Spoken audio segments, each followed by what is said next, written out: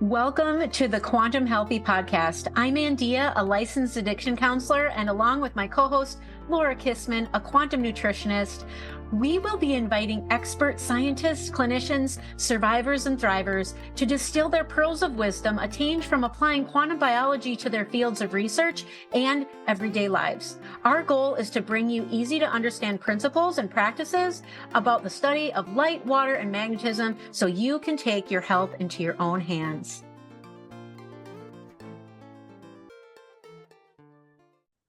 This episode is sponsored by VIVARAYS, the only eyewear company that truly understands your biology. VIVARAYS are advanced blue light glasses designed with circadian biology in mind.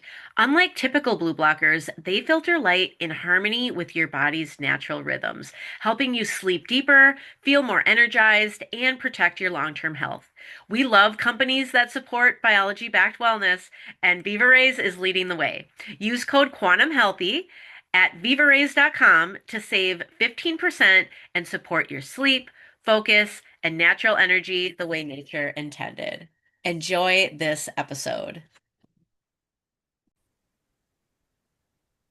Hello, everyone. Welcome to the Quantum Healthy podcast. Today, I'm very honored to welcome my friend Skeeter to this podcast. Now, he is a very longtime friend of mine, and he hosts a podcast on YouTube called Catch It, A New Perception. And he hosts sweat lodges, and he's very active in his local community, volunteers, hosts workshops, seminars. He's an amazing public speaker, and he is also a life coach. And in my opinion, he is a spiritual leader and mentor. Now, I had to actually calculate this. I've known you for over 27 years. That's over half of my life. And you knew me in my darkest days, and I never even knew why until I knew. But I'm going to let you share your story today. And we didn't see each other for a very long time, and then the universe connected us again. And so I've done sweats that you have hosted and guided and led, and it's been an amazing spirit experience for both myself and my husband. And I've been sharing your podcast with so many people, and I wanted to get you on here today so you can share your brilliance with our audience, because I want people to know you and be able to just glean anything that they may need from you. The way you speak about the topics that some we're going to touch on today is just, I don't know, the downloads you get. I don't know where they're coming from, but they're amazing, and you're very guided, very talented. And yeah, so today we're just going to talk about that. And I love that your podcasts are so short, and they're like one topic, and they're very easy for anyone to comprehend. And like everybody has 15 minutes. So first, I think we need to start with your story. So how did you get to be where you are today? It's been a really interesting journey getting to where I am. And I don't think that there was an event, and I don't think it's a certain time or space. It's been a really long journey and sometimes really difficult. And especially when I was younger, you talk about your darker days. And my first thought was, it's nice to see you in the light, Andeea, because I know what that's like personally too for myself. And I've had some pretty dark days, and I've had, whether it was in my active addiction and even after I stepped away from that and started to live different and begin a journey in recovery, I still ran into myself a lot. I was still not always doing the right thing. And sometimes I didn't know why, and I didn't know what it was about. And what I realized on a given day like today, upon awakening, I asked the universe to guide my thoughts, my words, and my actions. And I asked that I be of service to everyone I meet. And that doesn't mean to be of service in my mind, it means to be of service in their mind. So I need to be present with people when I'm around them, whether it's someone at the gas station, whether it's someone working somewhere, whether it's the dental hygienist. I mean, just to be of service to people. And I, you know, start off my day with stretching and I sit quietly. And for those listeners that are not prejudiced, that is yoga and meditation. And I know that people get prejudiced against words. And those are words that people are prejudiced against. And the reason I know that is because I was prejudiced against those words. I would hear somebody say, yoga and meditation. And I'm like, oh, yeah, good for you. Good for you. And as I begin to do them and they become a daily practice for me, I realize that I'm stretching and I'm sitting quiet. And those words people aren't prejudiced about. If I tell someone I sit quiet, they're like, oh, yeah, that's good. Oh, yeah, you stretch every morning. That's really healthy. And so sometimes I use different terminology just to be able, there's a certain group of people that could really easily accept the idea of transcendental meditation. I learned from a man that learned from Maharishi Mahesh Yogi. And so when he taught me, I felt like I got exactly what I needed at what time I needed in my life. And it wasn't when I first stepped into recovery. I've had mentors in my life and I've had these elders in my life that have brought me into different circles. And it's allowed me to be able to see things differently. And even to the point of whether I'm having a conversation with you two or whether I'm talking to a group of people or an individual, I should be able to learn something from you at any given moment. And that's the essence of how I get through the day today. Where I started out was as dark as anyone could fathom if they suffered from alcoholism or drug addiction, to the point where at times I would rather not feel and do whatever I could to escape from feeling at all. And so I didn't think that it was possible to have a world outside of that. And what happened is I ran into people like you. I ran into other people that were able to inspire me. And that little bit of inspiration, that little bit of hope led to the next thing, to the next thing. And it's always just a step up, a trajectory higher for me. I don't know if that opens this up a little bit in the direction that you're at, the question that you asked. Yeah, no, this is great. So many of our listeners will have not heard your podcast before, and Right. that, but I do want to, because I think it'll be fun for us to just get some background on a few things. So one of the things I want to share before we get to into some of the topics that I'd love for you to share more about is just sharing your history with Native American culture, because you're the words you use, that like everything's like influenced by that. And my best friend since third grade is Native American, so I've and we grew up very closely with a Native American family, so like I'm really familiar with it, and I don't think everyone is. And so I would just love for you to share your history with that, and just because you bring it into your podcast So, so much. yes, and I talk about it in a rather general way and sometimes rather vague. One thing I found about being able to get more immersed into the ways of the Lakota Dakota people is they use terminology that makes sense to me. Okay, when they use the term creator. And my ate, my uncle Al, I've done sweats with for quite some time. He's the one that helped me do Vision Quest when I first was doing Vision Quest, and he took me out to Sundance, and I was doing a lot of things with him when he was a little younger. Now he's in his 90s and things have changed a little bit. But and so what I learned is that when they use the term creator, that makes sense to me. Or he uses the term the mystery. And I like do a double take the first time I hear that, and I'm like, yeah, that makes sense. And even to the point where I'm at the fire with him one time, and we're getting ready to do a sweat lodge, and we're standing at the fire. Before we go in, I said to him, I said, "You refer to this great spirit as the mystery," and he just kind of stands there stoic. And I said, it's not as much of a mystery as it used to be. And he smiles and says, "Yeah, I know." And I hesitated for a moment and I'm looking at him and I said, on the other hand, it's more of a mystery than it's ever been. And his whole body starts to shake and he's laughing and he says, "Yeah, I know." And that's the essence of what I believe in the energy of the universe, is that it's such a mystery, I'll never understand it. And so getting immersed into this culture, it's about being able to find certain terminology. A friend of mine, a lifelong friend of mine, had passed just a couple weeks ago was his funeral. And I was able to make it down to his funeral and I helped him when he needed to change his life after not talking to him for a long time. And I helped him get into a place so that he could implement the 12 steps into his life in a long-term 9-month treatment center, which this guy truly needed.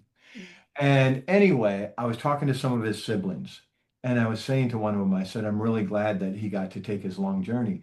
And when he gets to take his long journey, his parents are already there. They got to take their long journey before he did. And I'm really happy for him. And she's in tears.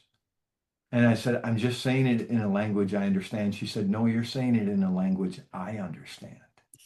And I think that's the essence of one of the things that I like about being able to walk in traditional tribal ways is that it's just a worldly terminology. It's not specific. It's bigger than that. It's global or universal.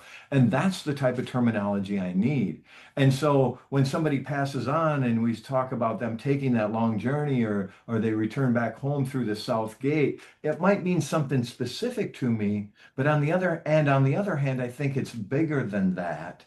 And then someone can interpret it the way they want. So when we welcome people into Sweat Lodge, I try to tell them, you come into Sweat Lodge with us and and then you go sweat with somebody else and they do it differently than we do. They're right the way they do it because they learned from their elders that came before them and it's according to their vision. They didn't have my vision. So they're going to do it differently. And they're right. And I love that idea that you're right. No matter how you see it, what you're doing, it's right for you right now. So, I mean, all of that type of thing really gets into my subconscious and changes my terminology by being able to live tribal. And the sweats that I conduct are intertribal. That means that all are welcome. It's not just for Dakota, Lakota. It's not just for the Anishinaabe or whoever might. We are all descendants of tribal people. Everyone that I have met up to this point in my life has been the descendant of tribal people at some point in their life.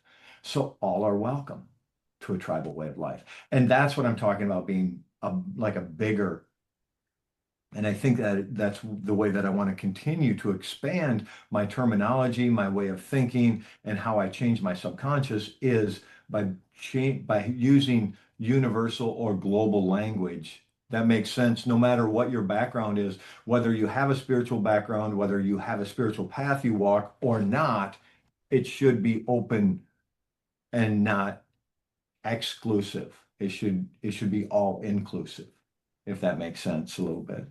Yeah, absolutely. So, okay, so you have a name that you use On my podcast. on your Or yeah, yes, I do. on your podcast, and we wanted you to give a little story behind that name, So how that what came about. my name is Ketuk, and it's Gaelic, and it's a spirit name. So originally, when I first heard the name, I knew it was my name. What I was hearing, and it's interesting because I just did an episode on my podcast of what we hear may be different than what someone said. Okay. We're gonna get to Very, that. very accurate, right? And to the essence of this, even, I heard what I heard was catch it. That's what I was hearing people say, catch it. And they were saying ketuk. They're like a different accent on it almost. And so what the word means is of the woods, is what ketuk means.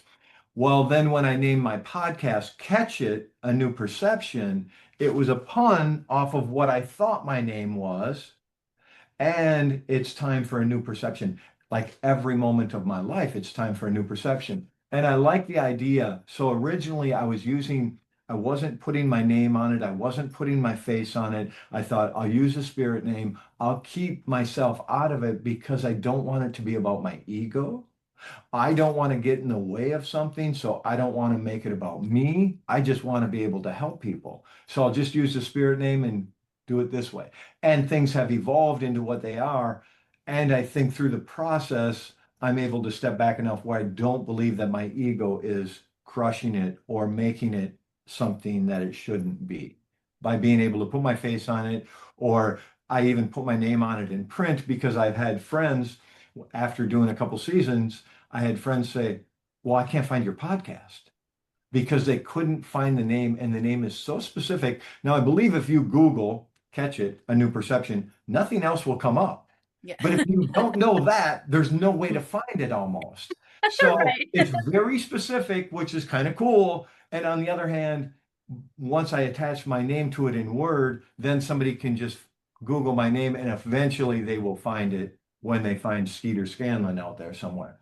It's among the things. So yeah, I like the idea and I've continued to use that spirit name because it's part of the essence and the authenticity of what I started with and what I'd like to hold on to in the podcast. Okay.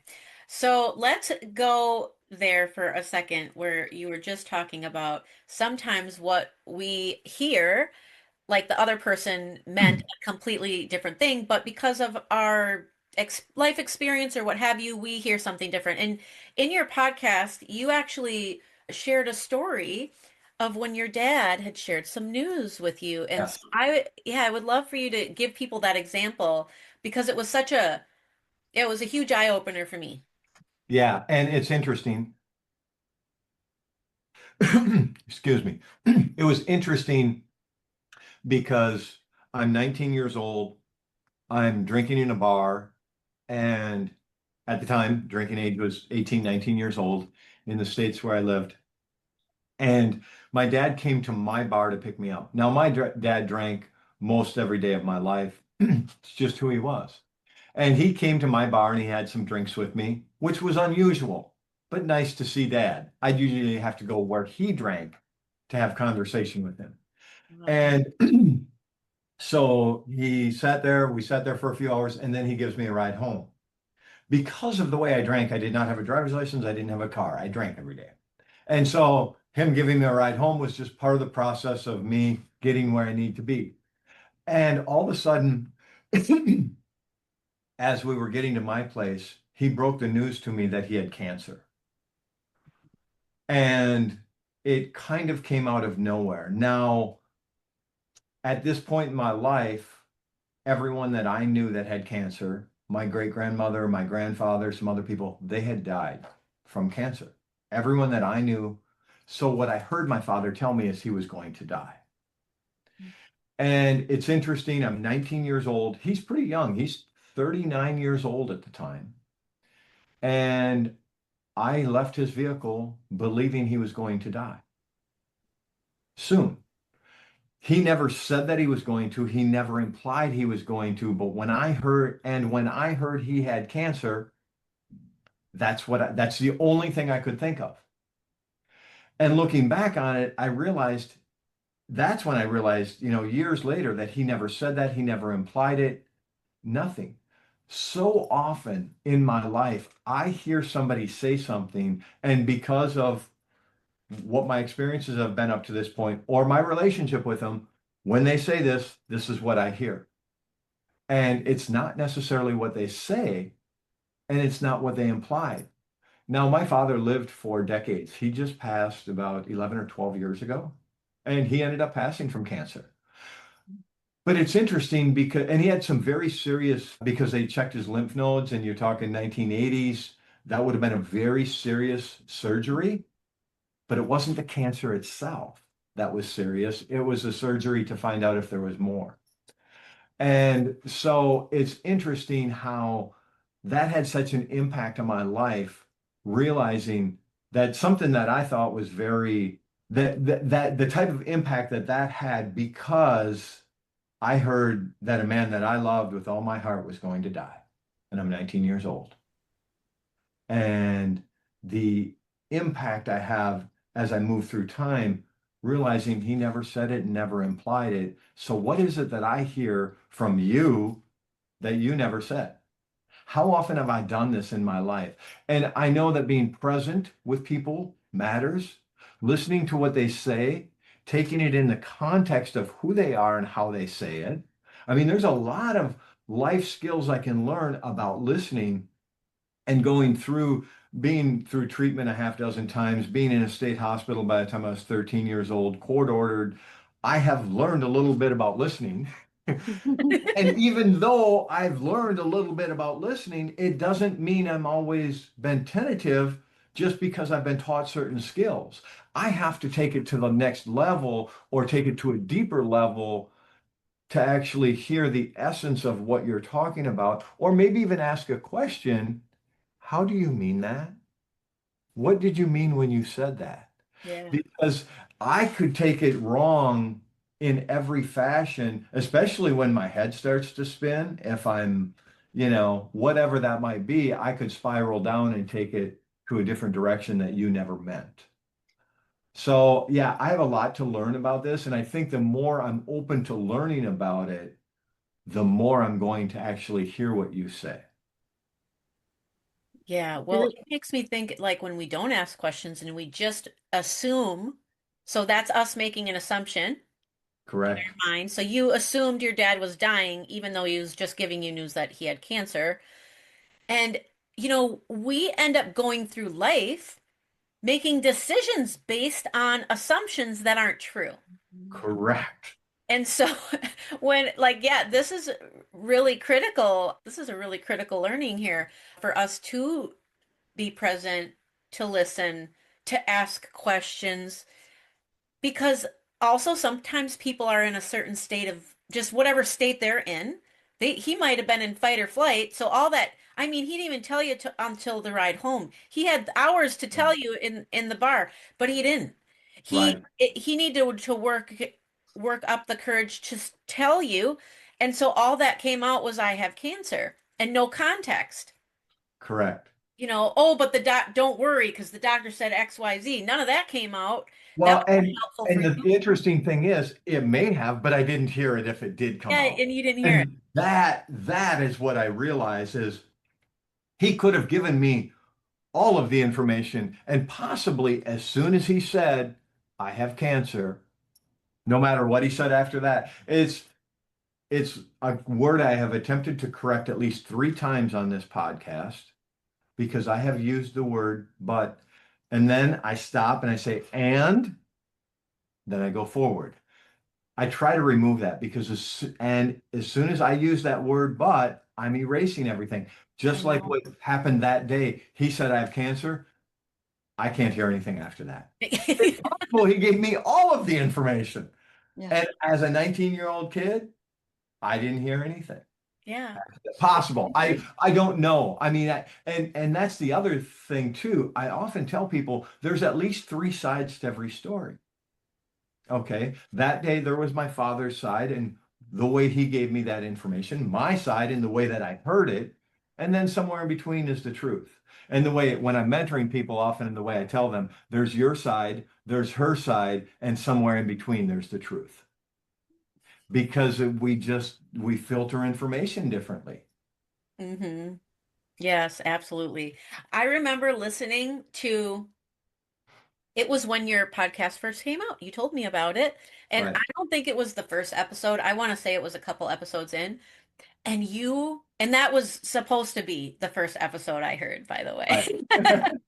It was supposed to be that way. And I heard you were sharing about swearing and Yes. why we feel a need to swear. And I, at the time, had a much worse, like I have a potty mouth. And it really made me think, like, yeah, why do I feel a need to say the F word or whatever to get a point across? Is it because I don't have confidence that what I'm saying is just what I'm going to say and it's good enough? That was just huge. And there's crossover here with quantum biology because when we say certain words or terminology, whatever we're talking about here, we're imprinting on our body water, and we know this we have proof of this through Dr. Emoto's work and Veda Austin's work that it is doing something. Like our words really do matter. Correct. I have a coach right now who's, okay, I almost said a word I'm not supposed to say. Not helping me, assisting, guiding me, leading me. He's Yes. leading me to be more mindful of when I say kinda or I guess. or I don't know. All of those have uncertainty, basically anxiety, fear, and doubt is underneath those. Would you say with the word but, Yes, like you said it erases, but when we it like what is the underlying emotion or feeling that like in your correct. And sometimes I think it can be different. And with that one word, what I'm learning is that I correct it as I say it.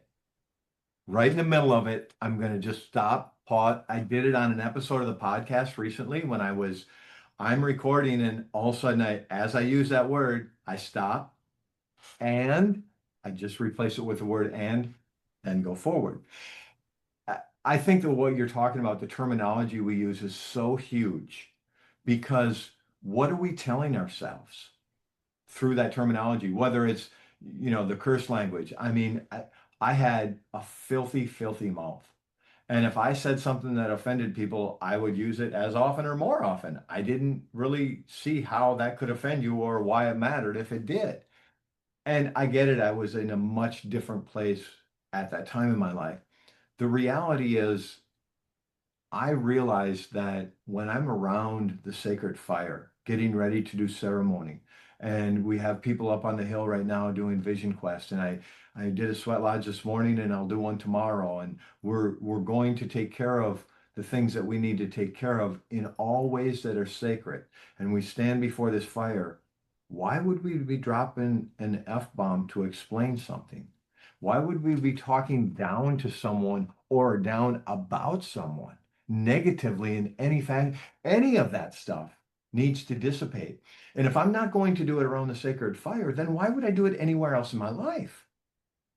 Why would I? And for me, it's about being able to be conscious of, you know, see women, and I don't know that either of you caught this episode. I've talked in my different episodes about it, how women are stronger and smarter than men.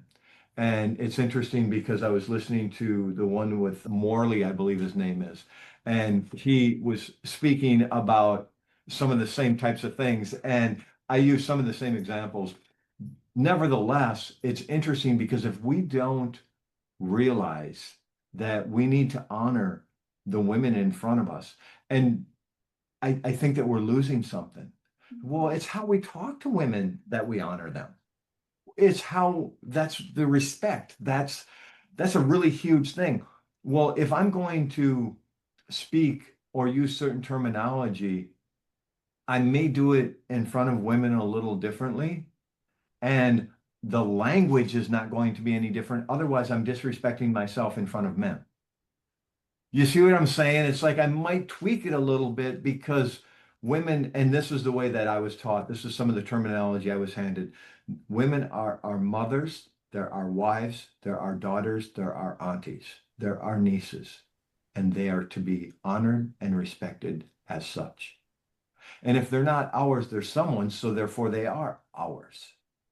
And just that whole essence of that, and talking about women being smarter and stronger.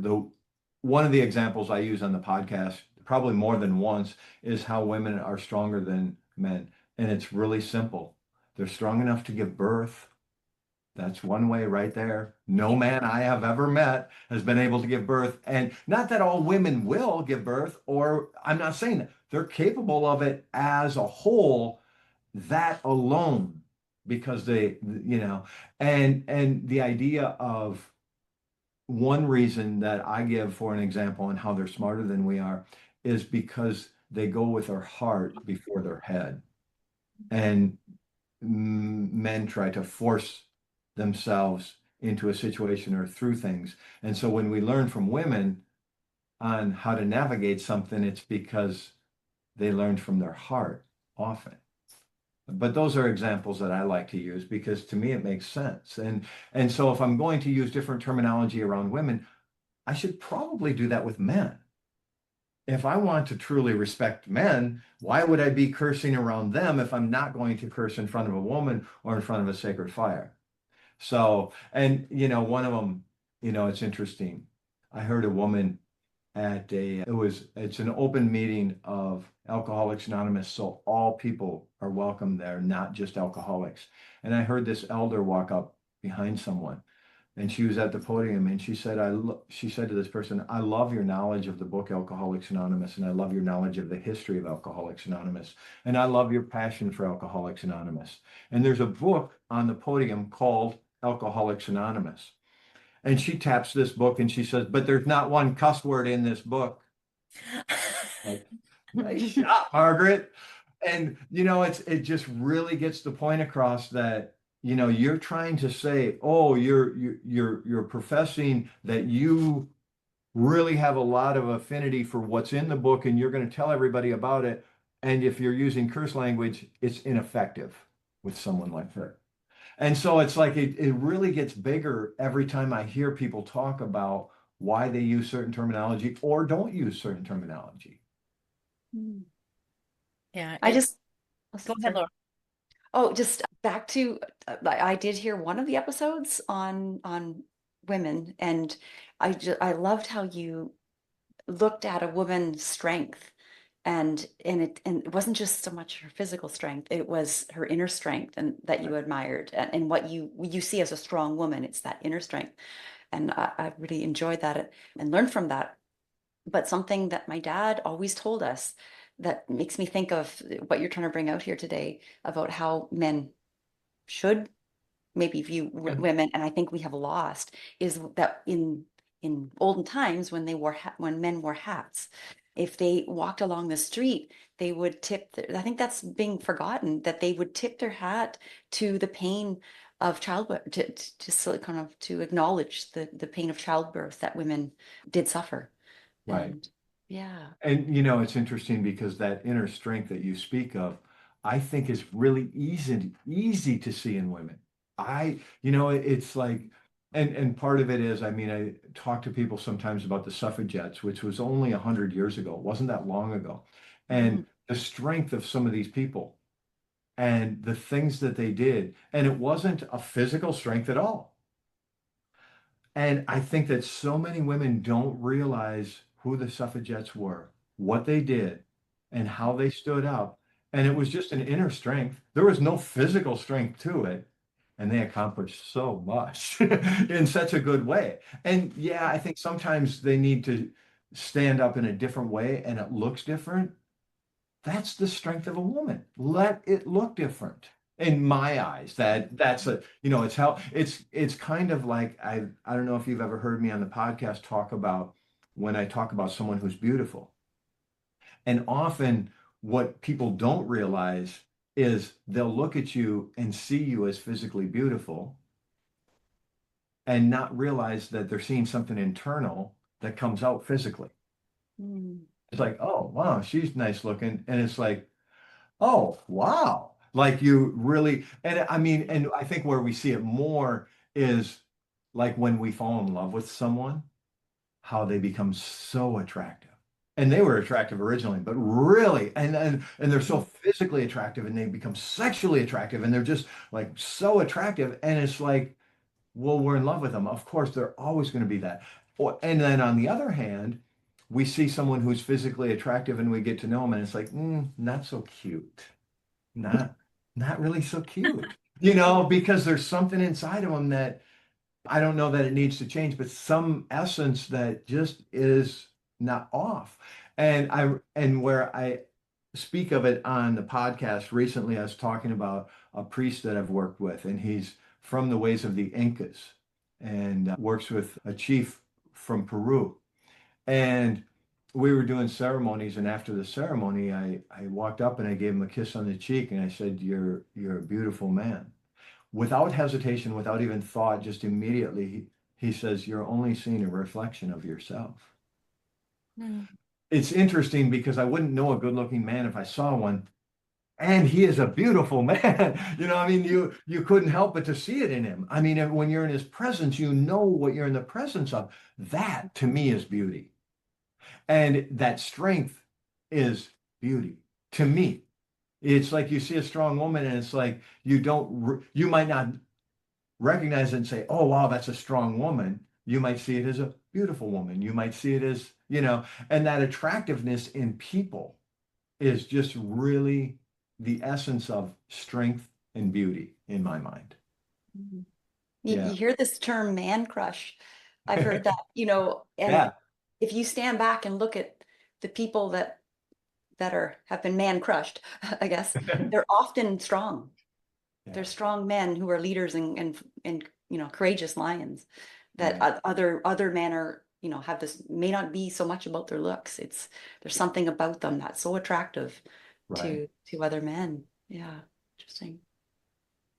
Yeah. And I've had some elders in my life who have done some really phenomenal things.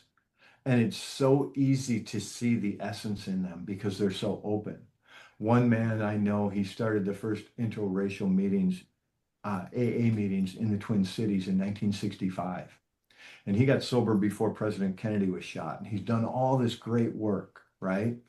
And I asked him one time because I was pretty impressed with myself after an encounter I had. I don't know if you've ever been impressed with yourself, but I was on this given day because it took me so long to recognize something. And I asked him, I said, when you were at a dinner for Dr. King, Dr. Martin Luther King Jr. was at dinner in the Twin Cities that I know of twice in 1965 and 1967, both. And I believe that Joseph was at both of them, but it was one of the two at least. And I asked him, I said, when you were at that dinner for Dr. King, were you the only white boy in the room? This is 50 years after that dinner. Now I get it. He's there with his friends. He was a civil rights attorney. I get what he was doing there in a sense. And I asked him this question, and he said, 50 years after the dinner, he said, I don't know. He still never had a thought about it. And I'm like, if you're the only one of your ethnicity in the room, doesn't it stand out at some point? I was impressed that it took me 45 minutes to notice it at one point. That's why I asked him. And 50 years later, he still didn't know. That's the essence of some people I've been around. Is like they're just so present that things don't matter that shouldn't matter. And I think that so often our minds have taken us to a point where we put things in the way and then we create a situation in our mind and we make things matter that really shouldn't matter. And once we remove that blockage and become more open, then I think we see things different. And Joseph talked a lot about that, seeing it different, and he's the one that I sat down to have breakfast with, and he was using different terminology at the time, and I kind of called him out on it because he'd say he'd curse with it, but he'd say, I don't know anything. And it's his way of saying, and I said, but you say that we speak everything into existence. So what are you speaking into existence when you say, I don't know anything? How about I'm here to learn? I said, isn't that better terminology? So I said that to him at breakfast one time. I looked at him, we're having breakfast. I said, I'm here to learn. And he looks at me, he said, I'm here to unlearn. I mean, just the idea, when he said it, I'm like, it just blew my head because I have to unlearn some things to make room for new ideas. It's the old ideas I really need to get out of my head to open up to new ideas. So, I mean, the idea of, and I still like the term, I'm here to learn. I love that idea. I mean, every moment of every day, I can live in that. Yeah. When you say that idea, I know ideas are different than beliefs, but I think in the context of what you're saying, like I just keep thinking about the subconscious mind because that is where our beliefs are stored and the reason how we end up, showing up on the outside and what comes out of our mouths, the terminology that comes out of our mouths does it highlights some of the things that are going on in the subconscious mind. Right. And yeah, we do need to. I need to. I'll speak in I terms. I need Well, to unlearn things as well and let things go. And let old belief systems go to right, make room for new belief systems that actually serve me and serve the people around me. right. And I think for me, what I'm realizing is that they, the only way they serve me is just the fact that they serve others. It's like I have a couple of Lakota prayers that I like to say. And one of them is, we chose honey, Wokyo. Good health, good help, and good understanding. Because Mm. if I don't know your mind or I don't know where you're at, I can still say that for you. I can always say that for me. Good health, good understanding. It's an easy prayer and it makes sense and it's simple. Well, one of my spiritual advisors tells me, and these are men that I've sat with in Sweat Lodge for decades. One of them will say, you can't pray for someone else because you don't know their mind. So when you're in Sweat Lodge, you only pray for yourself. And the other one says, well, you never pray for yourself in Sweat Lodge. He said, you always pray for everybody else because they're all praying for you. And to find the balance within that, know that the truth is within both of those rather than one or the other. I think where I got confused when I was coming up and through time is I want to say, well, one is true, then the other one can't be. Why can't they both be true? So, and for me, it's that idea that I've heard people talk about in 12-step programs that's in that book that I referred to earlier is praying for ourselves is good when it's not selfish, and I do an episode talking about the difference between selfishness and self-care. Selfishness has never accomplished me anything. Self-care is really a great thing. Let's use the correct terminology. People will say, well, this is a selfish program or this is and act as if it's good. And it's like, if it's selfish, it's not because nobody else is included in that. Then it's all about self. When it's self-care, then so many people can also benefit from when I do self-care. And so, yeah, I pay a lot of attention to different terminology like that because it really matters to me. You talk about the subconscious and layering things in. It's like why we use a mantra or let's layer it in a good way with light and love, respect, dignity. I mean, for me, that's a and the ideas become beliefs, and then the beliefs I don't need will float on. They will exit because I don't need them because I've created new beliefs through new ideas. Mm. Can I ask, you've mentioned sweat lodges a few times. Is that a fire in a teepee? Is that a sauna? Like physically, can you describe it? And also, is it men only? Is it women only? Is it mixed? And what is the purpose? Is it like a sauna in that you're detoxing while you're detoxing? Are you detoxing thoughts? Like I have no idea. Can you So, just enlighten us? so it is one of the sacred rites of tribal people. The Buffalo people, the seven council fires of the Buffalo people are the Lakota, Nakota, the Dakota, and then other tribes also do it. And I know more about the ways of the Buffalo people. And sweat lodges are also traditional to Ireland. They call them sweat houses. Mhm. Okay. So they've been doing these for thousands, if not millions of years all over the world in different ways. I have been given the blessing by Chief Leonard Crowdog to pour water in the way of the Irish people here on Turtle Island. Okay. And Turtle Island goes from the tips of Alaska through Canada, the United States, Mexico, all the way down to the bottom of South America is Turtle Island. And so a sweat lodge, the way of the Lakota people, is a purification ceremony, and it's one of the sacred rites.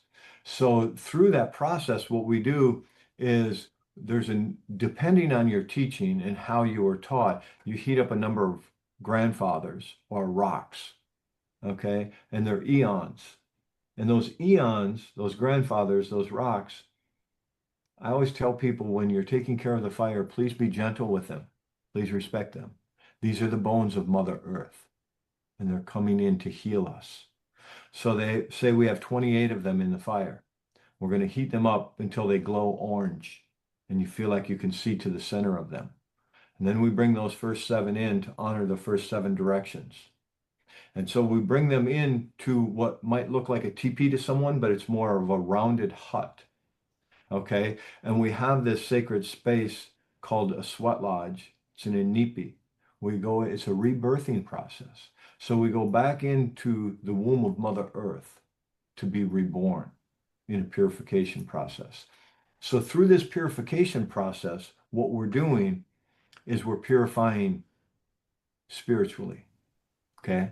So when we purify spiritually, that means physically, mentally, emotionally, and something more. And I always tell people, you come in to pray. You pray with your mind, you pray with your heart, you pray with all of you. You give these grandfathers everything you don't need, and you receive from them everything you do need. So what's nice is you can tell you're physically detoxing in a sense because you're sweating everything out. It gets maybe hotter than a sauna. I don't know how hot you like a sauna. It It, might get warm. Okay. Andea's had a little bit of experience with this, so she could testify to that herself. Sometimes you may feel like it really is getting hot in there because of the mind. Maybe you haven't reconciled something. And maybe something internally doesn't sit right with you and you're a little worked up. And that might be one reason you feel like it's really hot on a given day. So we go through this process of four doors. Like I said, we honor the seven directions. We start where the wind comes from, where our weather comes from, and we go to the west first. That's our first door. So our first direction is the four cardinal winds. We start in the west and we go sunwise, clockwise, we go to the north, and each one of them has a color, and there's a reason for them. And then we go to the east and to the south, and then up to Grandfather Sky and down to Mother Earth. And then the seventh and most sacred direction has no color or has all the colors in the world. And that seventh direction is in. And hopefully it's in and not in. We want to go into the heart and not into the mind. We want to go in, or it might be into the anipi, into the center of the circle, into the fire. In could mean many different things. We just want to be conscious that what it means to someone else is their mind, their journey. And so what in means to you might be different. So we go through the process. We do four doors. That means that we bring water in four different times to pour on these grandfathers and turn them from glowing orange or red into what they need to do for the medicine. So the fire is a masculine energy and the water is a feminine energy. And so when the two of them come together, it's, for lack of a better term, a little magical. It's got that essence of being able to work the medicine at that moment because of the way they come together. So it's a purification process, and it's a purification process for an individual. And I tell people when we come in individual. We come in as an individual. And when we leave as one. We are all one. We become one at that time. So then afterwards we feast. So there's certain rituals within the ritual or the ceremony that we do, and making sure that we nourish our bodies afterwards is a really important part of it. It is part of the whole ceremony, is that we eat something together afterwards. And it does get physically hot in there, and sometimes, like I said, that temperature rises because something in your heart wasn't reconciled or something in your mind wasn't reconciled to going in, and it'll come out. You'll be able to release it. It just might be a little hard on you, and you might feel that through the heat, if that makes a little bit of sense. Mhm. Mhm. Did I Wow. answer your question a little bit? Yes. Yes. I want to go do one now. We actually attempted one at our cottage on the property, and we had we had pole, like some wood, and then we had some plastic, and it was a really, really cold Thanksgiving weekend. For us is like a month earlier than in the States. I'm up in near north of Ottawa. It's a place called Okay. and we all went in it, and we were kind of cold, but it got warmer, and and we had these rocks, and the guy, that our dear friend who spent so much time, he was like, it was his dream to get a sweat lodge at our cottage because we didn't have a sauna or anything, Right. and he ended up with pneumonia. So now we all think, like, was there some kind of moss that was on one of those rocks that he was like breathing in over and over? Well, and part of it is too, where it's really, there's a process to it, and part of it is we don't use plastic tarp. We use Mm, blankets, and then we use canvas tarp. okay. So it's got a little bit of breathability, Mhm. and we want to keep most of it in, and we Mhm. can because the plastic won't breathe, Yeah. doesn't have the escapability that it might need. And then on top of it, plastic just isn't a Mhm. product that I see as very good. It's just something. Natural. Right. And so, I mean, the canvas sometimes is, I mean, and originally it probably, it's hard sometimes to find out what happened generations ago because there was at least probably three different generations of missions that came into Turtle Island. And the first generation of missions really just lived with people and they became part of, and they married them, and they just lived with them. And then the second generation really started to be a detriment to the people that were originally here at that time. And then I think it progressively got worse. Well, through that time, sometimes it's hard, whether it was through boarding schools or other ways, things were taken. And in the United States, I'm not sure when laws changed in Canada. In the United States, it was illegal to do sweat lodges. It was illegal to do any type of ceremony at all. So no Sundance, no Vision Quest, no smudging. You can't even burn sage prior to Jimmy Carter being president. Wow. So we had Mondale was vice president, and Mondale's from the state of Minnesota, and I know how he liked to always, up until his death, he worked with the tribes here in some fashion whenever he could. And so I think that he was instrumental in getting the Native American Religious Freedom Act, I believe it was called, something along those lines, passed in about 1978, where it became legal to be able to do these ceremonies. Well, because it was illegal for so long, so in the United States, like I said, I don't know about First Nation in Canada. In the United States, there was people going to fight in World War One off the reservations, going to fight trench warfare, living tribal, going to do this. They're the only ones when they came back that had citizenship.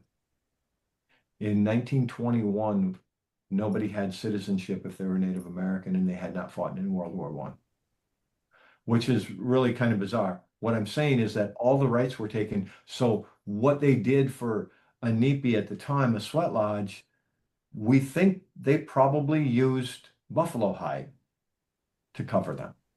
Mm. Because what else would the buffalo people use? They use buffalo for everything. I mean, it was, so, I mean, that was their blankets, that was their clothes, that was everything. And so chances are that's the type of thing that they used. People talk about fry bread tacos and things like that. That's not traditional food. That came from the agencies through the government because they had access to flour and lard so they could make fry bread.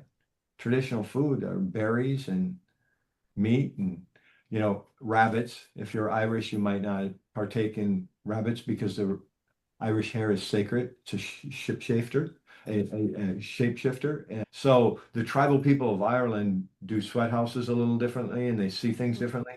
And they're a lot the same. There's just certain sacred animals to different tribes of different places.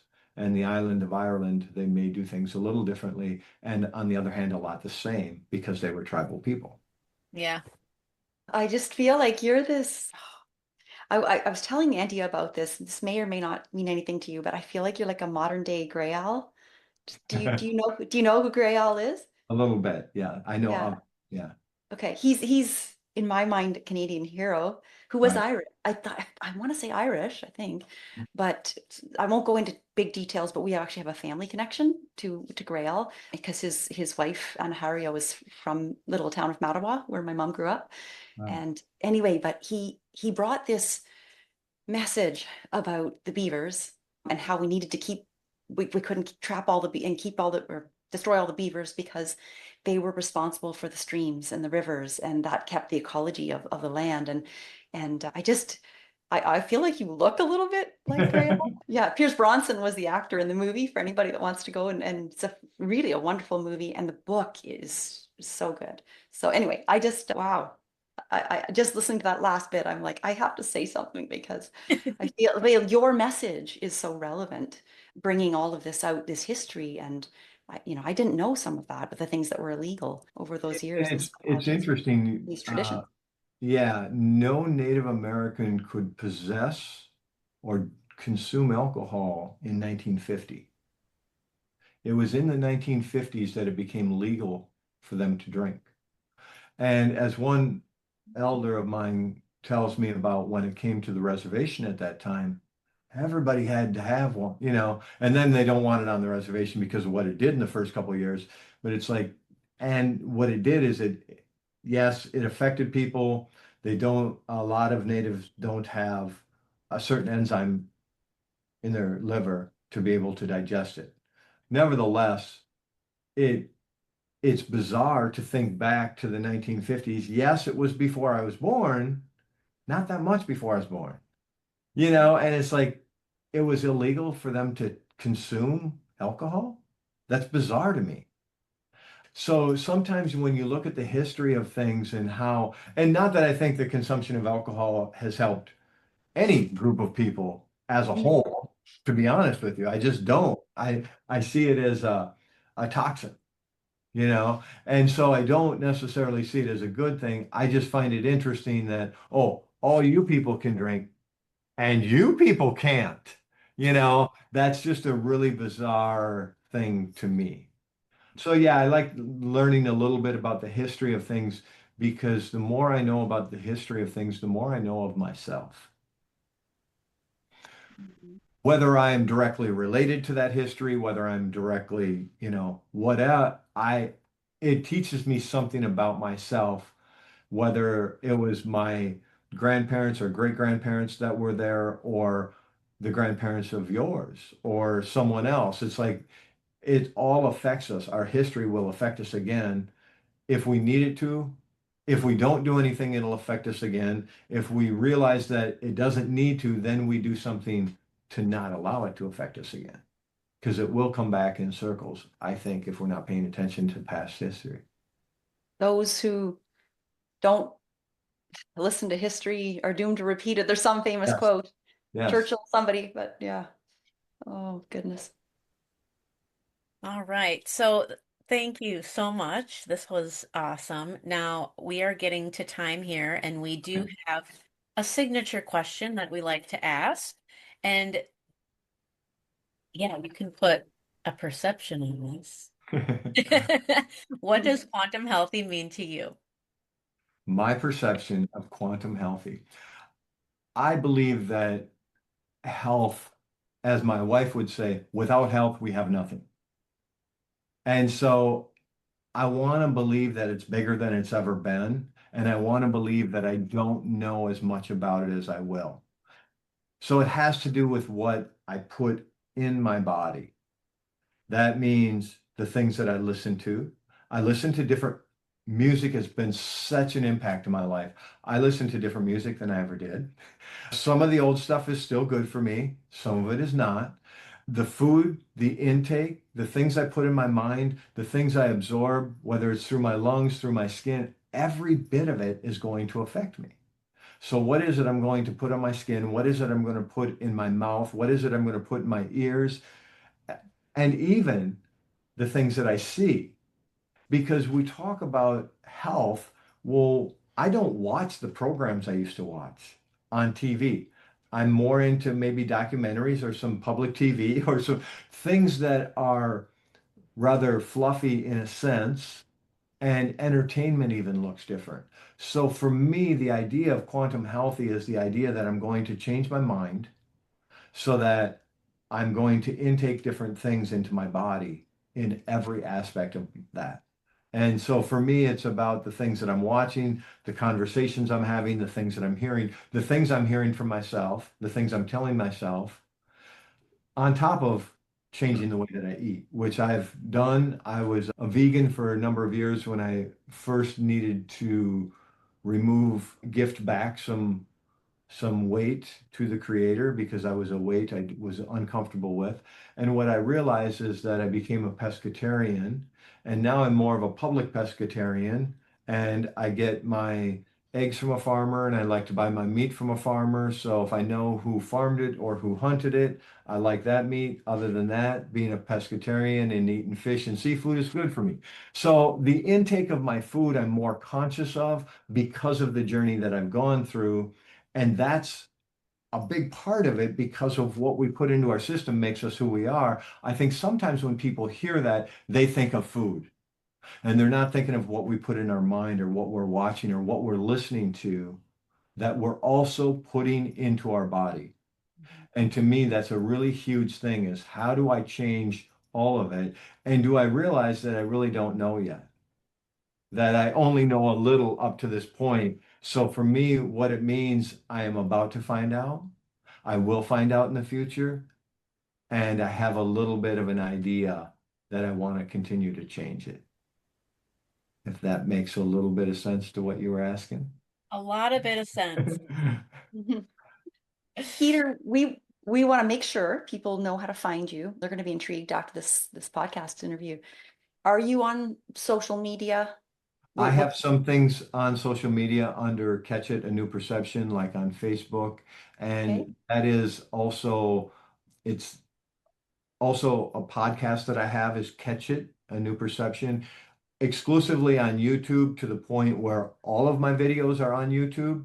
And I'm looking at getting this last season out on all networks, and I'll probably do those a season at a time when I do that. I say all networks where I can upload it to where it should be on most major outlets.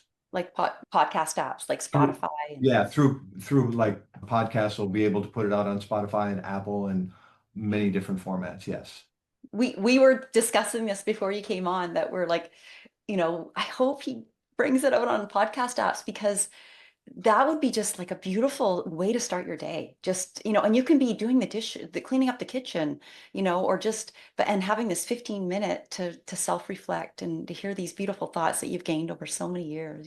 So please make sure you Yeah. do that for us because you're going to get a lot I'm more looking listeners. at it because I like the idea of what happened is I had them a half an hour and I was guided to do them at 15 minutes. And I intentionally wasn't naming them. And then I started to put a title on each episode. And it was very intentional. It's kind of like when I went to video. And the nice thing is being on video, if somebody wants to take the time to watch the video, they can. And if not, they can listen to it. And that's why I want to be able to get it out so that people can just listen to it if they don't want the video itself. Yeah.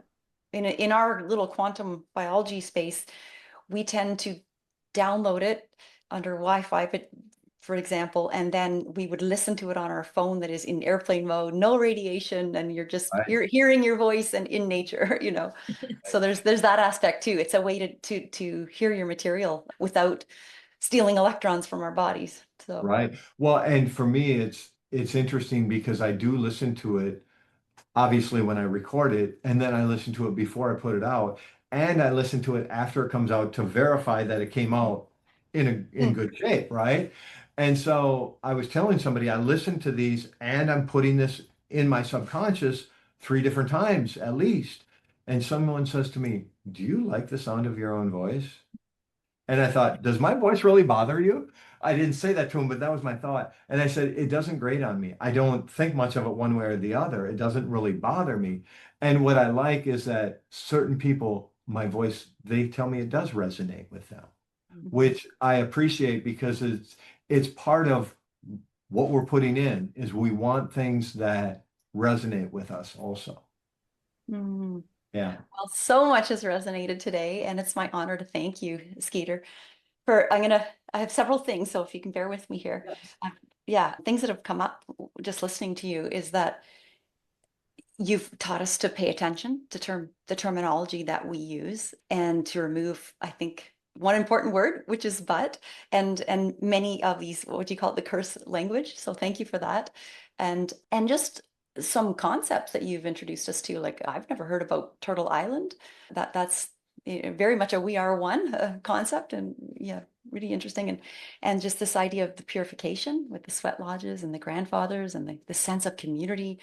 Alcohol is a toxin. That's not new to us, but it was very interesting to hear it from your perspective. And then all this, the self-talk, how important that is. thank you for your inspiring recovery as you turned from your darkest days Right. and taking that, addiction journey to help so many others. And while I'm at it and Andeea's present, we could say that exactly about her too. So thank you for helping us find and get to know our highest selves. I've heard that in a few podcasts, and I'm really excited to hear more, because that's really important to me personally, to live as my highest self as much as I can. I know there's going to be moments, but if we could all do that on this planet, it would be a different place. So thank you for making, I've heard you say this, making your business loving people Yes. and to be of service to people, and all the inclusivity that you brought today to the podcast, this intertribal perspective, it came through. You never said the word, but you really strived to not live with, and act with judgment. A term haven't heard before, you used in a podcast. Thank you for walking with your heart. And I'd probably say leading with your heart as well, but thank you for sharing your spiritual ways that you have learned, the downloads, as Andeea mentioned them, and leading those with brilliance. And just to end, you said your wish was to change someone's life. I think you've been doing that, and over and over, and may you continue. Thank you. It's interesting you mentioned the idea of Turtle Island and how I speak of it. And I was doing a workshop one time, and I was talking about the island of Ireland, and I was talking about Turtle Island, and we are talking about different things, and she said, "You don't speak of country, you speak of land." And I said, "Because land is what's important. And if I speak of country, then you could speak of government. And if you speak of government, you could bring in politics, and that I won't do. It's about the land." And it's interesting because that conversation, doing that workshop that day, it was created in that moment. I hadn't consciously brought that about before. I just realized that is why I do it.